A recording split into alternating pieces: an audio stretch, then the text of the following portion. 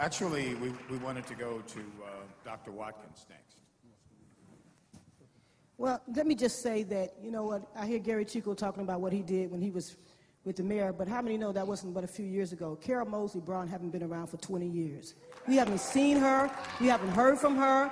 All the violence running rampant in our streets. I did not even know the woman lived in the city of Chicago because I have not heard her voice out there on the street. So let me just start by saying we need people who are here with us to become mayor. We do not need people who have been missing in action and lost somewhere for the last 20 years to wake up one day and decide they want to be mayor of the city of Chicago. I'm sick and tired of people taking advantage of us.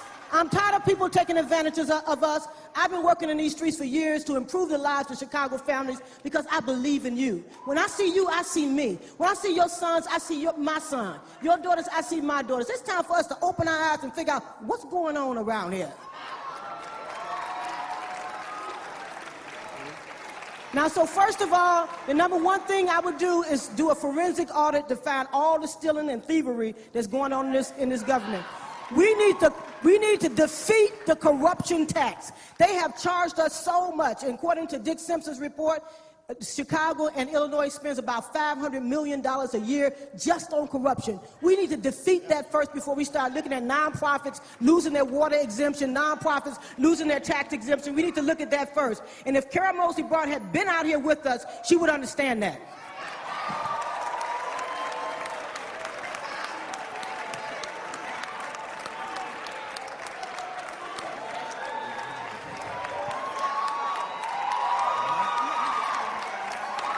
Okay, could we have some order in the room now? Keep in mind, this is God's place. That's why the truth is so important. That's why we need the truth. We're going to hear from William Walls, and then we're going to hear a response to that. Those remarks by Ambassador Braun. So go ahead and it's first. Getting hot in here. Yes, we know, but the question is about the budget. We have what's called a structural deficit here in the city of Chicago, and a structural deficit is an ongoing shortfall between the revenue generated by the taxing body and the inflationary cost of continuing the same level of public service from one year to the next, without expanding or adding new programs or services. But here in the city of Chicago, we've tried to be all things to all people, and we've had sacred cows.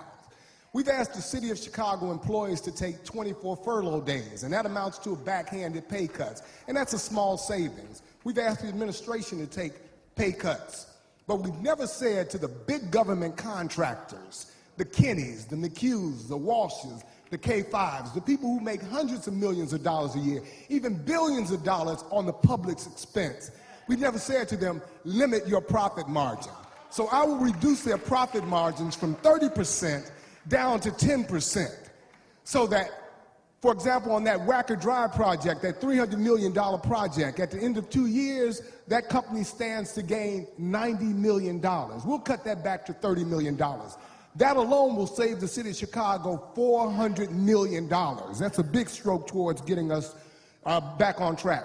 Additionally, we'll delay all non-essential construction and repair projects. We'll stop the beautification projects. What we ultimately have to do in the city of Chicago is transition from a debt-to-fund services revenue and expenditure system into a pay-as-you-go revenue and expenditure system. And we can do that. Thank you. Thank you. Ambassador Braun, I think that you have some things you wanted to say in response to an earlier remark. Well, I just want to tell the truth. Patricia, the reason you didn't know where I was for the last 20 years, because you were strung out on crack. Now, you have admitted to that. You also were in a cult. You have admitted to that. So let me tell you something, what I was doing the last 20 years. I was starting a business on the South Side. I was hiring people. I started a business from scratch. I was not strung out on crack. I don't have a record. I, in fact, have spent the years of my life working and fighting for this community as the only black United States Senator from 1992 to 1998, as the only ambassador. So I don't want to hear it from you, sweetie. Okay, look, this is Okay, not, now we got this to is have a not going to rebuttal, be a back and this forth. is going to be really simple and plain. Very Dr. simple. Watkins, Dr. This is going to Watkins, be very simple. you had your- Now, she just said I First, was if the strung out on audience- crack I think if the for 20 audience years. could be seated, that would help immensely. Dr. Watkins, it's not your turn now. I mean, I think you have to sit down. Wait, she said I was strung out on crack for 20 years. Dr. Watkins, That's not true. I think you've got to sit down now. I think that's... Now, somebody's going to assassinate my character. Wait a minute. I need to be able to Watkins. respond. Let me respond, Charles. Dr. Watkins, you're going to have to sit down. Okay. We're going to move along. You admitted to it, Patricia. You most certainly did. We want to move to other questions. There is a concern. There is a concern among our audience about the issue, particularly in this community, the issue of reentry. Young men and women who have encountered the criminal justice system, who are reentering our communities. They are a concern among questioners here. And we would like to hear what each candidate, what they will do to facilitate the reentry of ex-convicts into our community, to help them get involved, re-involved in the life, economic, and social lives of our communities. I would like to start with Carol Moseley Braun. Oh, man, come on. You going to give us 3 times to talk? in a row? Well, Thank you. we're going to go down the line here, and I'm not being fair. Wait a minute. Is that a consensus that I'm not being fair? Okay. Let's then start with Miguel Del Valle. Oh, come on. He said he gave it to me. And I'm not going to say anything about Carol at all. I'm not going to say anything about Carol. We would like to start with Miguel Del Valle. He gave it to me. And we want to talk about the issue of reentry. And I'll be very quick. Very good. No And I'll problem. say something that surprises you. Okay. Patricia Watkins has the best plan on this issue. And so it's true.